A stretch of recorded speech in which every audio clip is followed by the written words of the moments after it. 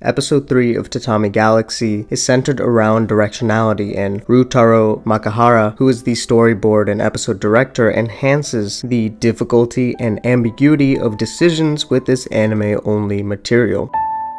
As the title implies, left, right, up, and down all blend together, and there's no real clear black and white, or even red. The left direction in this episode generally refers to backtracking into a lowly life of gray, pain, and suffering, while the right in this episode refers to heading towards that coveted rose-colored campus life. And then there's the middle lane, which is marked by the indecisiveness of Watashi, unable to progress towards either color. The thumbnail scene, which is the only real orange scene in this episode, is also the crux, where Jogasaki is in the middle of the two routes. The left is blocked by Ozu because he claims that no matter what happens, Watashi will end up where he started. However, Ozu's actions here imply that he wants Watashi to break this and transition into the rose-colored life, the open right path. Every single time Watashi is moving forwards, to the right is for that rose-colored reason. Doing errands in the preamble where he arrives at the package drop-off, even though he already has this lightweight bike, shows this. Even the selection sequence that has been repeated every episode thus far has the older two options on the left, as they fail to reach Watashi's ideal, while the cycling club is positioned first and in the right, to give the illusion that this club might just be the one. However, it's ironic because the way that the flyer moves is to the left, suggesting that once again time will loop back to the start of Watashi's college life. To double down on this irony, all of Watashi's romanticized viewing of his goal spirals from the right, moving left and up to the heavens, which is opposite of what reality actually is, or reality actually wants. Even his ideals and his mind subconsciously tell him that he's in the wrong here. The middle road is where Watashi spends most of the episode, and honestly,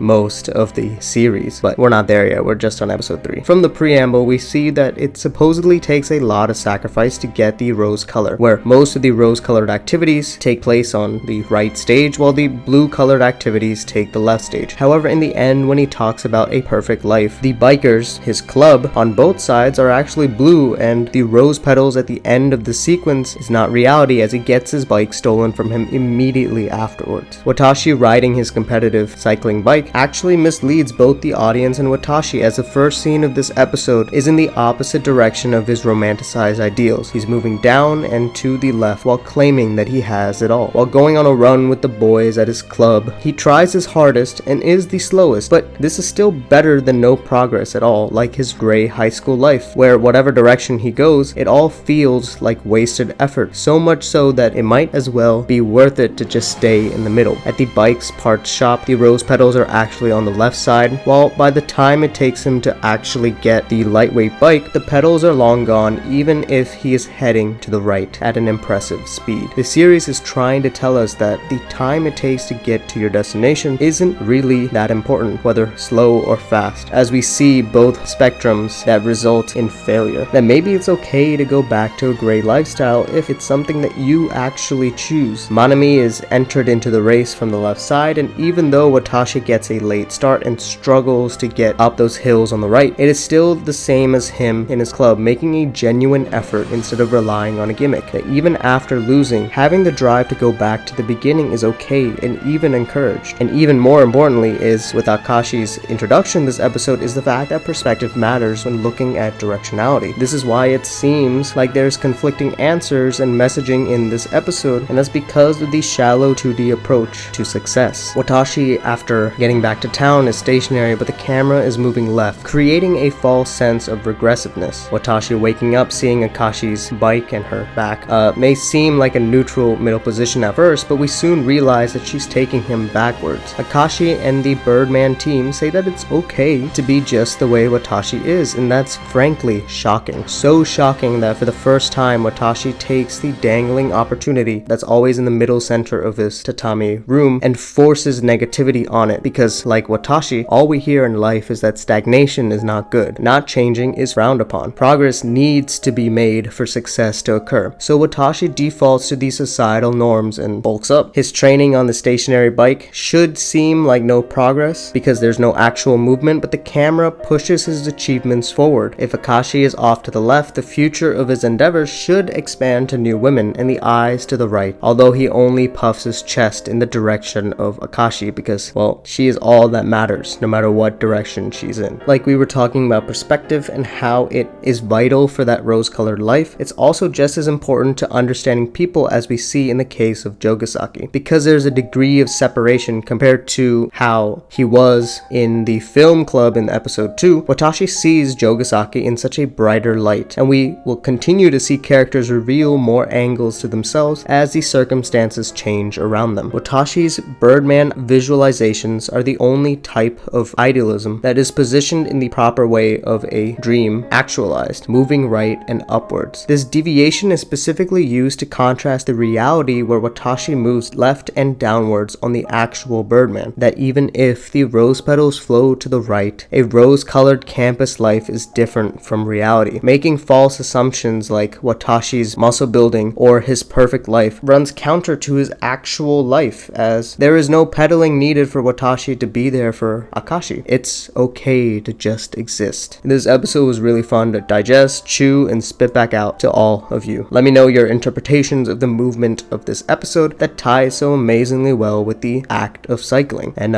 sorry for the audio, moved to a new place. There's a lot of dogs. I'm gonna have to work on the audio a lot, but you know, it is what it is. And please check out these two videos that are on the prior 2 episodes of the series. Peace.